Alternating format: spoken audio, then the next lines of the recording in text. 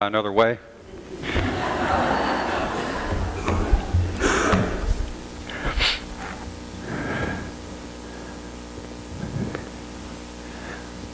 I love this image of Kihei, of an intercultural expression of the wise ones, or the Magi, about whom Matthew chapter 2 tells us. I'll refer to it in a moment, but before that, when I was just a young child, I learned to ride a bike. Do you remember doing that? Do you remember learning to ride a bike?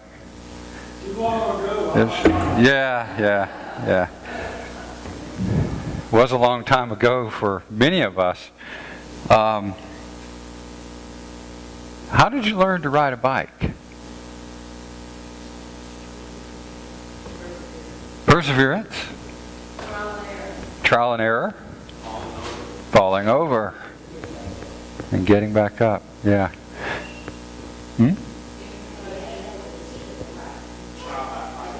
Holding the seat of the bike, yeah. When I was 7 years old, I got a bike for my 7th birthday. I'll never forget it. It was August, late August. And in front of our house, I watched my dad and brother-in-law put the bike together. It came in a box. I'm sure that saved some money. And then I stood on the front steps of the house and mounted the bike as my dad held on to the back bar of it. And they told me to start pedaling, and so I started pedaling. And lo and behold, it took off, and it was a big yard, and I had time to get going really fast, and the woods became fast approaching. And I came to understand in that flash of a second that they had not told me about how to stop the thing. But this new machine with spokes and wheels and gears would change forever the way I saw the world, at least as a 7-year-old. And for most of the time, to begin with, the way I saw it was upside down. Until I learned how to use the brakes and stop the thing. An epiphany for me, lowercase e, inasmuch as any epiphany is lowercase. The Epiphany, as we observe it today, refers us to this story in Matthew, the 2nd chapter, verses 1 through 12, specifically to the recognition of the wise ones who come, or to the recognition that the wise ones come about the child that they go to see as God being present among us, God with us, as Emmanuel, or the Christ. Generically, what is it that epiphany means? Showing forth, literally. It's an aha moment, coming to some new understanding, quite often characterized by a sudden new understanding. Although in this story, the story that we've tagged Epiphany with a capital E and made it a proper noun, how do the wise ones in this story come to this understanding? Is it a sudden flash of light?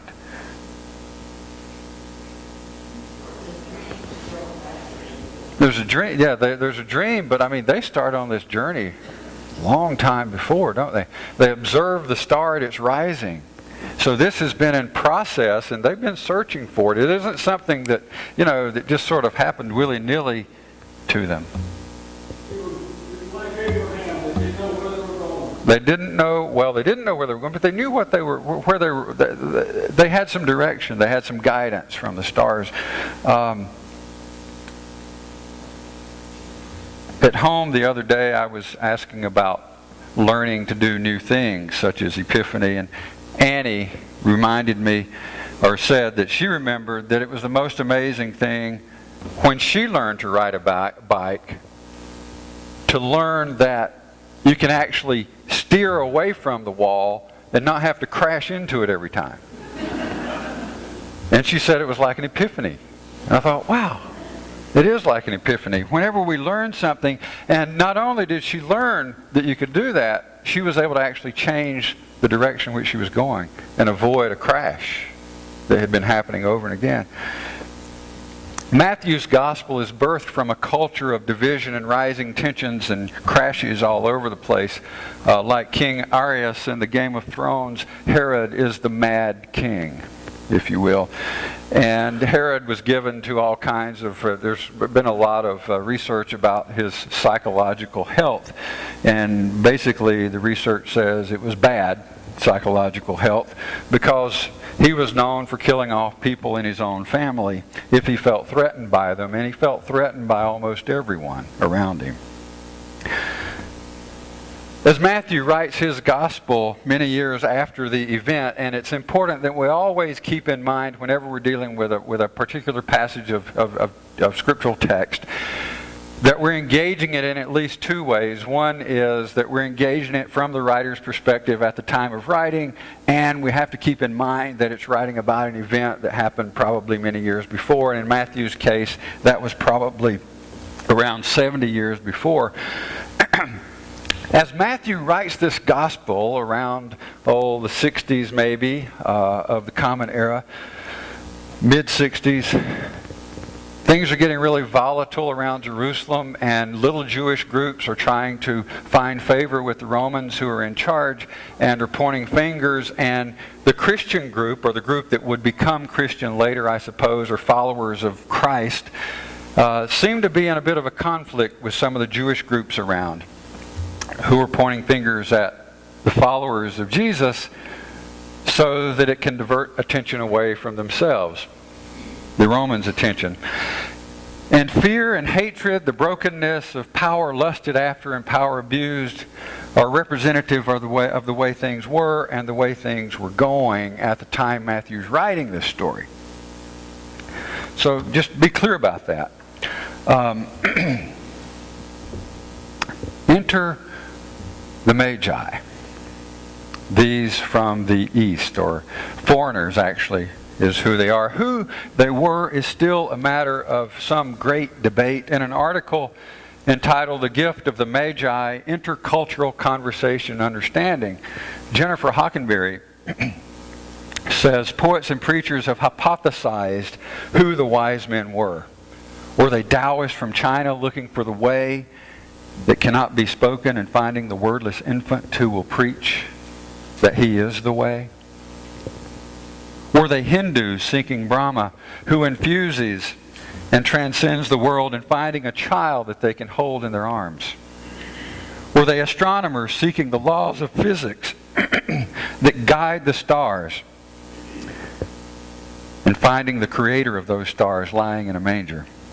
Were they Platonists who worshipped the one that resides beyond matter and found the Father of all embodied in flesh?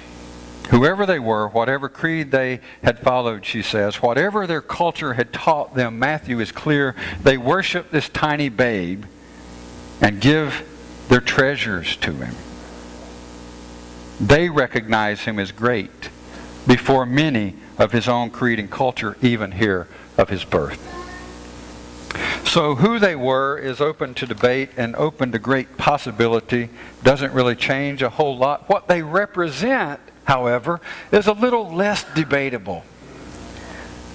What they represent, among other things, is a new understanding.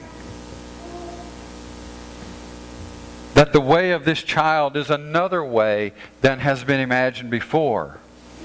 Another way of relating, another way of being, another way of living in relationship with others. A way that, when intensely sought and followed closely, leads us from it to another way of relating. No longer must we ride without knowledge, ignorantly assuming those in authority, politically or religiously, have all the answers, or the best ones for that matter. Notice what happens when the wise ones, these magi, go to King Herod. Herod gives them specific instructions. What was it? What does Herod say do? Go back. Come back. Once you've found the child, come back, and I'll go worship the child too. They don't seem to question this. However, there does come a point after they've seen the child, presented their gifts, and leave, that in a dream, they get a message that says, you don't need to go back to Herod. Herod doesn't have the answer you're looking for. You need to go back by another way. And they do. So while they would have been bound to go back to Herod, I mean, after all, Herod was the king and had made this request of them. I mean, in those days, in the days of kings, you just didn't not do what the king said, particularly when it was Herod. After all, he was likely to have you executed if you didn't do what he said. But look at how, they just follow another way. They hear a voice that says, this is not the way of Herod.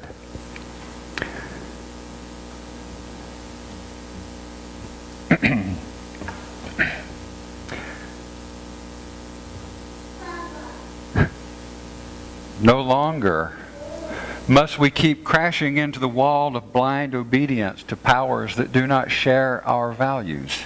No longer must we accept the easy answers of someone else. After all, the Magi didn't. This way of Christ grants permission and empowers the weak to go another way than the way of war and missiles. This way grants the possibility that there is always another way than the way we're going. And no longer must we keep listening to and obeying the Herods in our world, not the ones embodied out there by others in the political realm, nor the ones we ourselves hear inside our own heads that keep us crashing into the walls of selfish ambition, self-defeating habits, and blind obedience to our own isolated ignorance. On some deeper level, all of them, all the characters in this story, Herod, the Magi, the child, the parents, all the characters in this story are each of us. And while that means we have our Herods, it also means we have the inspiration of the Christ and the power and courage of the Magi who feared not doing a new thing. In this past week, there's quite a contrast from, the church. Whenever I gather with ministers and we start talking about critiquing what's going on at our particular congregations or the church in general, inevitably somebody brings up the seven last words of the church. We never did it that way before. And we all chuckle, and we chuckle because we know that will be the demise of the mainline church in America and across the world, is if we remain the same and do not change. It's an interesting contrast, and I think it's not unrelated to the antagonistic relationship that religion often finds itself in with regard to science. In this week's conversation with Krista Tippett, actually this morning, on Being, on NPR, Marilyn Robinson, a writer, is talking with Marcelo Gleiser, who is Appleton Professor of Natural Philosophy and Professor of Physics and Astronomy at Dartmouth College. And he asked her a question. Her response is, she says, the genius of science is in its self-criticism. In other words, in its ability to discover that things are not as they might have appeared. Science is able to move forward by another way with a different set of assumptions than it had prior to a certain epiphany or a certain discovery. For instance, she says that when you find out the universe is accelerating and accelerating in its rate of acceleration and so on, and this is not supposed to be true, and the moment they find out all the major assumptions have been overthrown, there's great rejoicing in the scientific community. That this new thing has been discovered, that this new way of understanding the universe has been found. This epiphany, this aha moment. What a contrast to the way we normally respond when our assumptions are questioned, particularly in the context of the church and religion. So I think, just closing this out, if I were writing the story myself, I'd say the Magi were scientists who were not only searching diligently for this new discovery of a new kind of king, but that they also embody the way of that King they discover when they're not afraid to leave by another way. A new way. They go a different direction. They don't do the conventional thing. They don't go back and do what the King had said, the one in power had said. They leave and go a completely different way. That in itself is the embodiment of Epiphany.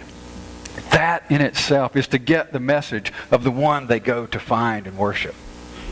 And when we worship that one, when we worship God in that way, we aren't afraid to go in a different direction, leave by another way. So what's your new way? What will you do differently this year? This is a new year, after all. How will you be engaged in the life of this congregation, in the life of this community or your community, and in the life of others across cultures?